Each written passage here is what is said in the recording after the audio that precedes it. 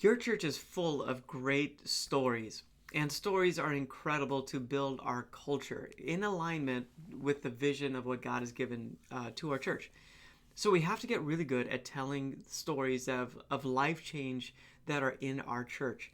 So in this video, I'm going to introduce you to a three-part formula that will make storytelling easy. It'll make it very simple for you to capture stories and share more stories. So ultimately, you create momentum in the church, you see growth taking place, and people understand they're part of something truly bigger than themselves that they're excited about, and they're excited to be a contributor to. So let's get into this formula. So a good testimony needs to be punchy and short. Okay, if you give somebody a microphone and you just say go, there's no structure to it. They're just going to ramble. So what we need is a structure that helps them collect their thoughts and clearly communicate without too many details. Okay, so the best stories in your church are there and they're not being told. What if we could have a system in place that allows you to reach out to people in the congregation and capture the stories, the life change stories that we can then use as fuel for the vision that God has given to us. So there's three parts to this formula, and let's unpack the first part.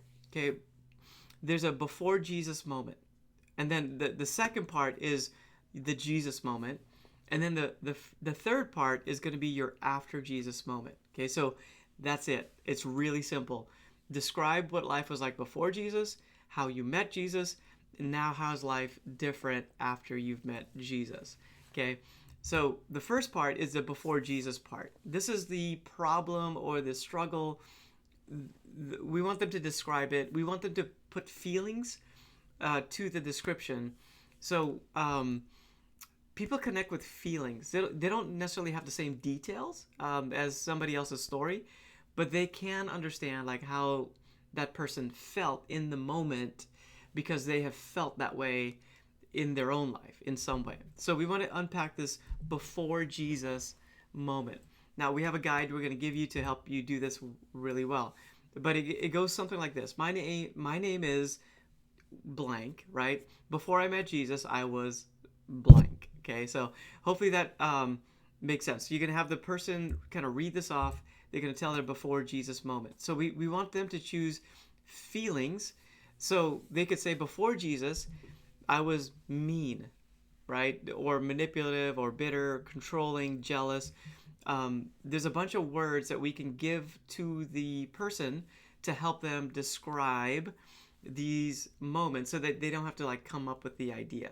Like, okay, so we're going to actually provide a resource that has a list of words that describe the before Jesus moment, and they're all feelings based words so that they're relatable. And then we'll give you another list of words for the second part of this, or the third part of this formula.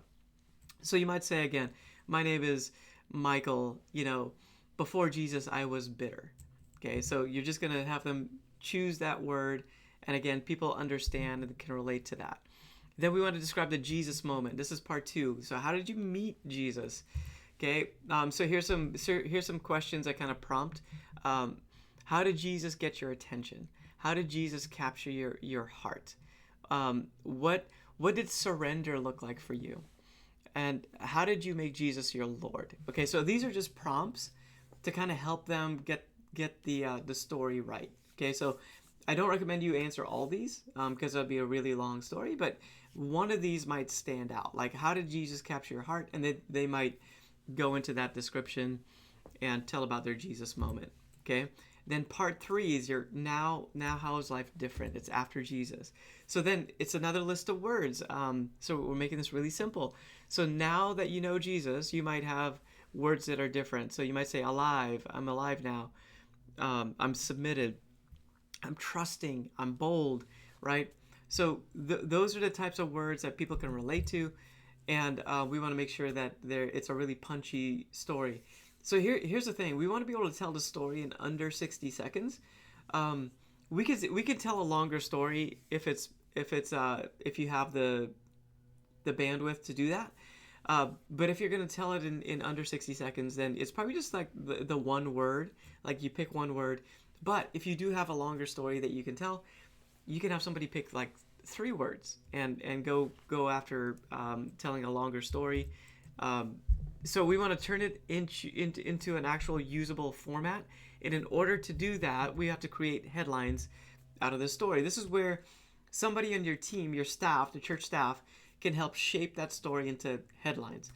So before Jesus, like we want some sort of headline for the before Jesus moment, a headline for the Jesus moment, how they met Jesus, and another headline for the after Jesus moment. Again, that word is going to help us to really figure that out. So this is where the staff can help to shape the story, and then edit that story into something that's more usable and shareable. Okay, and then there's going to be a method or several methods for us to then use to share the story. So I want to go through those really quick, but before I do, I wanted to jump over. This is our list of words. So it's a resource that we are providing in the description on this video, and this is what it looks like. So part 1, we have a whole list of words that that person can choose from. What we like to do when I tell stories, when I've done this with churches, we have them circle. Okay, circle 1 word if it's a shorter story, or circle 3 words if it's a longer story. And then they're just going to say that, hey, my name is Michael. Before I met Jesus, I was, and they could pick out, like, they could say envious, anxious, and harsh. And honestly, that, if all they said was that, people, that's relatable. That's like a really short way, concise way to help people understand the story.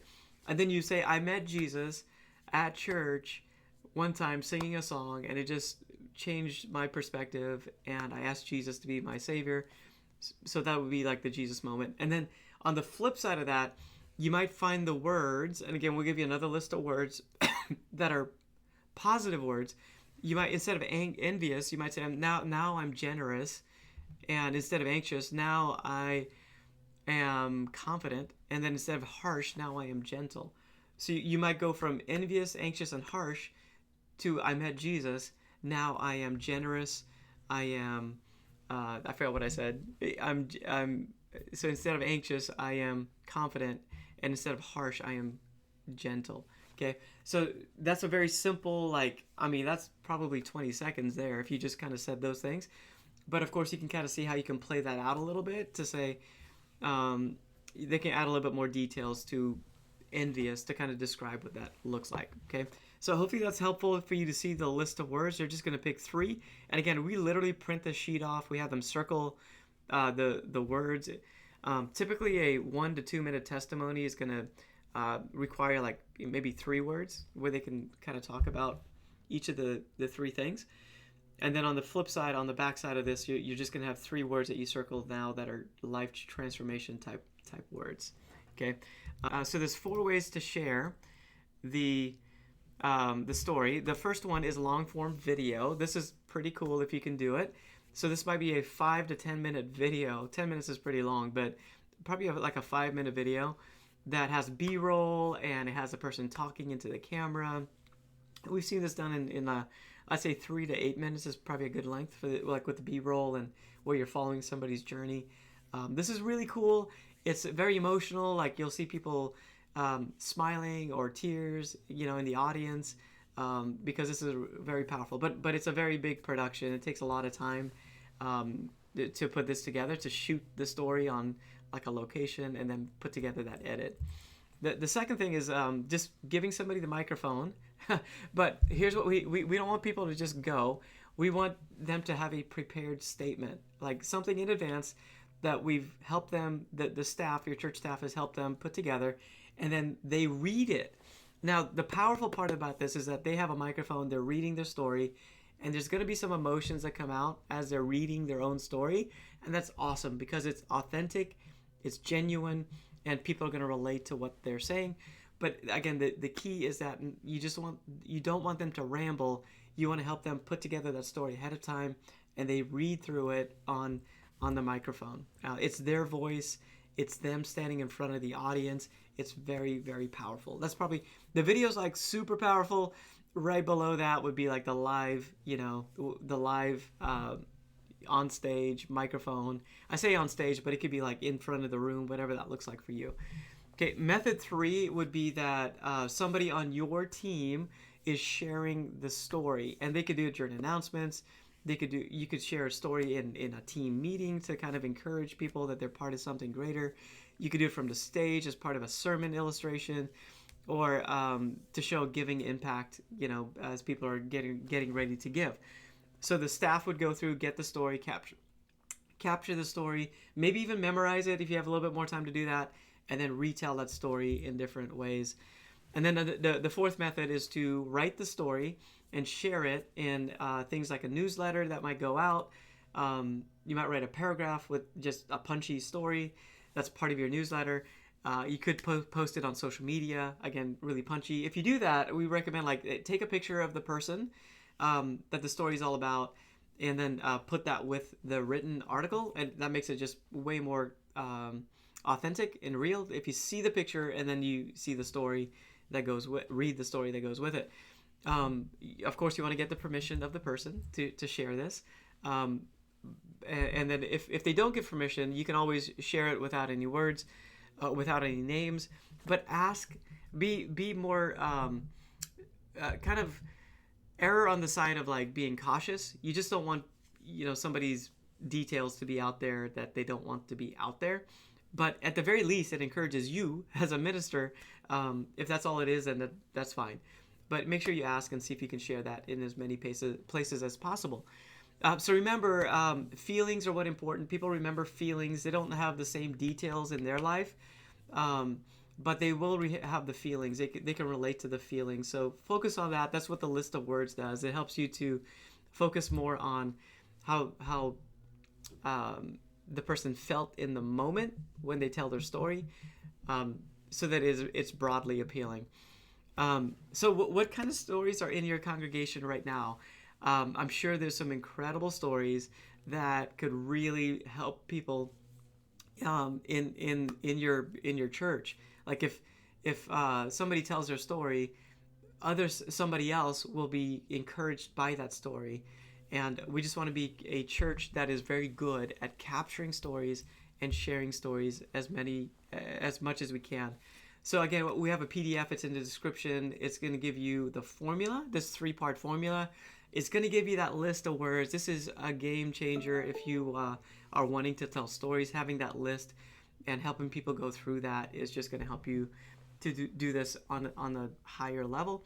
And again, you could do it very quickly, and you could also do it more often. So I hope this blesses you and that you use this resource and tell a lot of stories. I feel like I get to contribute to your church and the vision that God has given to you by giving you this great resource, and take advantage of it. So this is Michael with Church Brand Guide, and I'll see you on the next video.